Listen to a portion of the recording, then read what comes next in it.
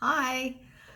Okay, I want to do a video on dating. Dating is hard enough in today's world.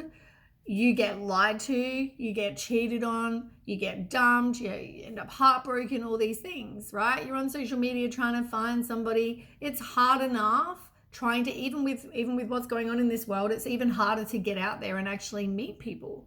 So, dating's hard enough, and then now I just found out there's all these trends that I didn't even know about. And if I don't know about them, maybe other people don't know about them. So I thought I'd do a quick video. So these trends, they're out there and they're giving people a reason to treat people like crap. So we have ghosting. Most people have heard of ghosting. That's when someone, you maybe go out on a couple of dates, you might have sex with this person, and then all of a sudden they disappear off the face of the earth. Totally ghost you. I've been there and it's bloody horrible, I'm going to tell you.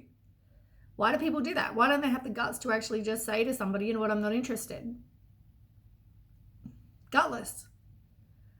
So then we have zombieing.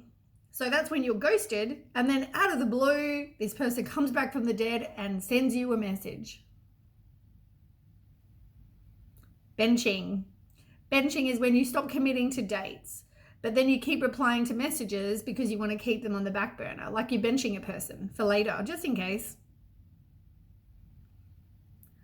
Then we have breadcrumbing. That's when you send non-committal messages without ever committing to something worthwhile. There's that saying. What's that saying? Treat them mean, keep them keen. That's the one.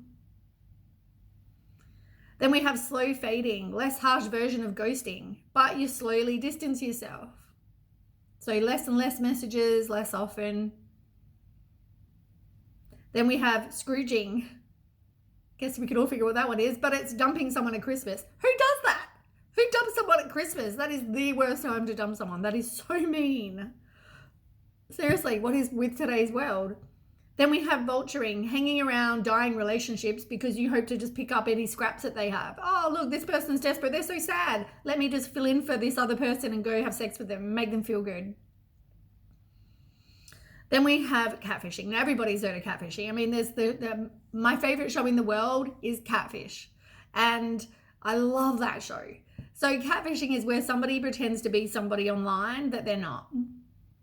You might be chatting to someone, and I'm amazed because I watch these shows. I've watched every episode, and they say, oh, I've been chatting to someone for 6 years. We're engaged. Oh, we're in love. I'm going to move to be wherever, across the country, wherever they live. And then when they go and meet them, they're not actually who they say they are. Like, what's with that? Why? What are you getting out of it? I mean, unless you want to hurt somebody, or I don't have enough time in my day to sit there and do that to somebody. I have enough trouble with living my own life and having time for that. I don't have time to go and catfish other people. There's U-turns. So that's where somebody goes full into a relationship and all of a sudden they're like, their sexual urges told their brain that they were this real eager, but you know what, they're not. So they do a U-turn. That's actually a thing. There's one called cookie jarring. Some of them, I mean, who comes up with these terms, first of all? So cookie jarring is when you date someone, but you keep in contact with these potential alternatives, fallback options, just in case.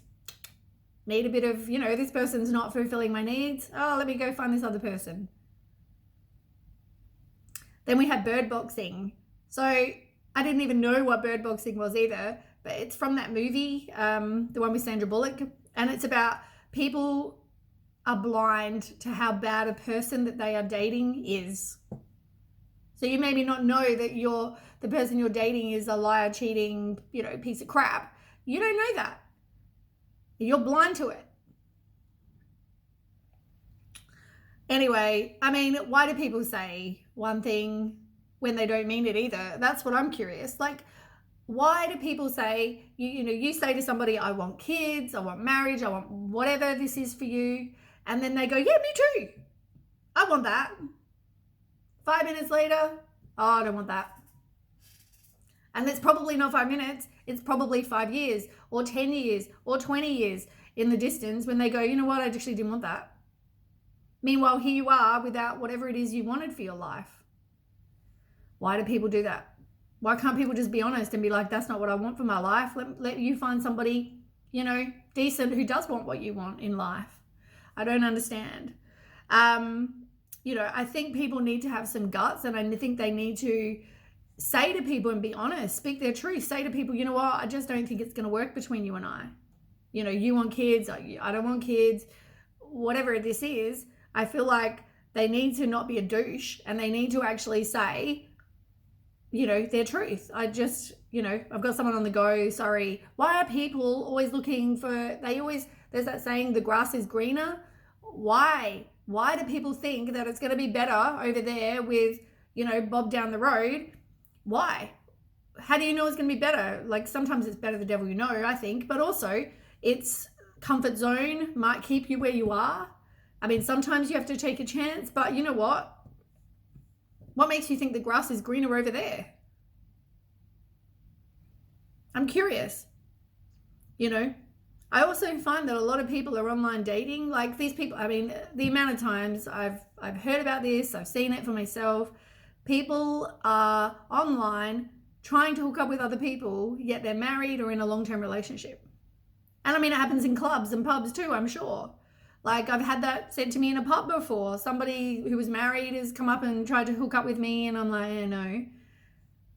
And, they lie. Oh, no, I'm not married. Yet, you check their social media and which they supposedly don't have. And they're actually, married 3 months ago. Social media, man, everything's out there. So, yeah, I just find this unreal. I mean, ghosting is not nice, as I said. I've been there. I've had that done. That is not nice when somebody just stops replying and you have no idea why. All these things, though, all of these different dating trends, they can make a person confused. They can make a person puzzled as to what happened. Like, what did I do? Why doesn't this person want to talk to me? It can affect your self-esteem. And you know what? It's probably going to affect this person longer than it was for you if you had just gone, I'm just not interested. They could have got over that. But there's no kind of closure. So, I mean, what can you do, I guess, for people that are in these situations? I guess we have a habit of when somebody ghosts us or does these dating trends, you kind of you create these illusions in your head that are like, oh, this person's not contacting me because they must be in jail. Or they're dead. Probably not. Probably they're just a douche.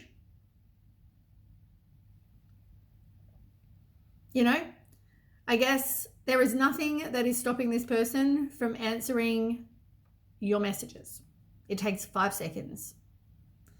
And you know what? If somebody really was dead or in hospital, surely somebody can message you. If you are somebody in this person's life, surely someone else can message you, but we always do that. We want to hope that there's a reason why this person's not contacting us, which is, where we like to go because it makes us feel better.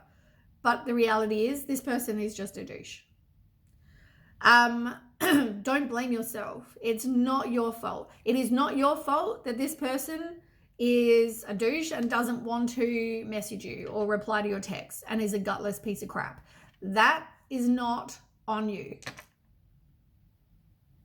Unless, of course, you did something wrong in the situation and maybe you're abusive or whatever, or you're a psycho. I mean, fair enough.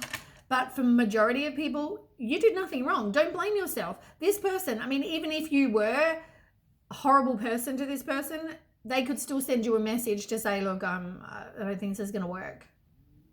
It's not your fault. Don't blame yourself. Don't wait for them to come back either. You're wasting your time. Go out, live your life, doing what you want to do. Don't wait around for somebody who sees you as an option either. You deserve better than that. And maybe you need to focus on your self-worth and self-love to know that you deserve better. If somebody also is out there saying to you on the first date, oh, I love you. Oh, I can see us being together forever.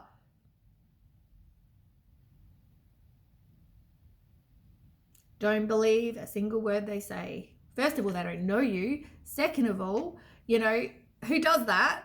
That's creepy. And third of all, they don't mean it. Let's be real. They don't even know you. How can they love you?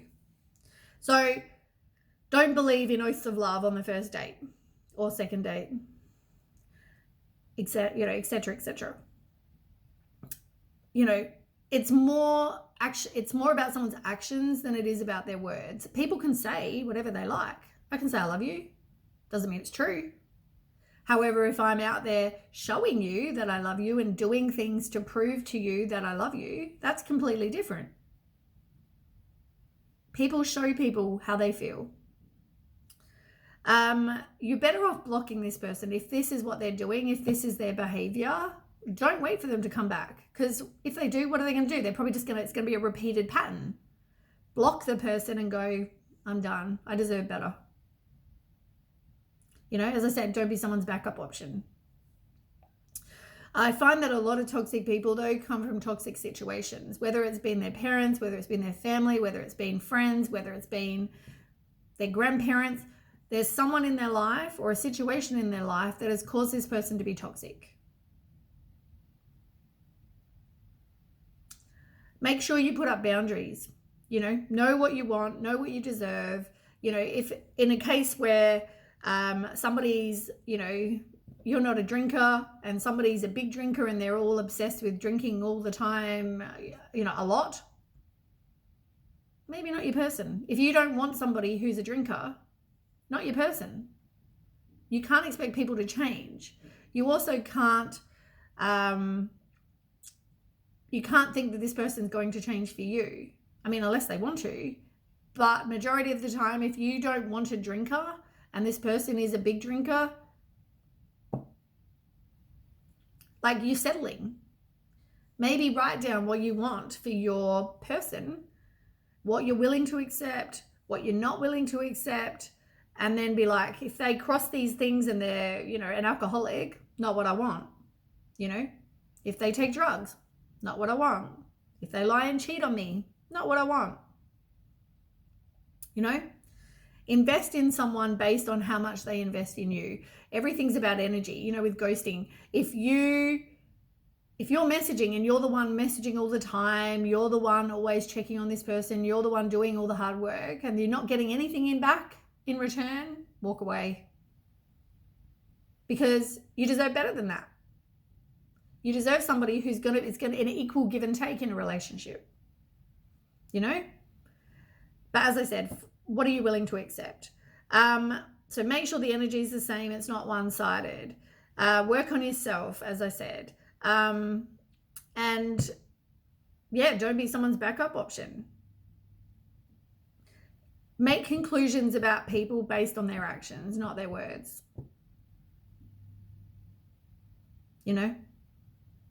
Anyway, I guess that was it. The other thing is closure.